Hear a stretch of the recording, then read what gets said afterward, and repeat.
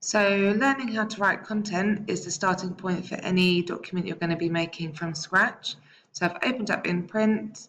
I'm going to create a new document. And over on the left here, you have the options. You can make a new frame, a table, lines, or pictures. I'm going to create a frame. Now you can choose whether you want symbols and text or just symbols. I'm going to go for a styled frame. You can make it whatever size you like. And up the top here, you can choose the line and background colours. I usually go for a pale yellow because it makes it easier for dyslexic children to read. You can change the line thickness, add some shadows, and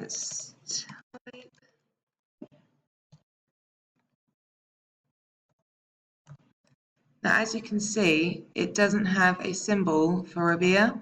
So what I can do, I can just go to Google, type it in, go to images, see this one. You can just copy and paste into the document, and then you can select where you'd like it to go. Now, I also don't want a man named Al, so when you click on the word and you don't want the image, you can just click this one and it leaves. And if you highlight all of the text and go to frame up the top here, you can choose how you want the text to appear in your frame. So go content fields frame, and there you have it. And you can copy and paste,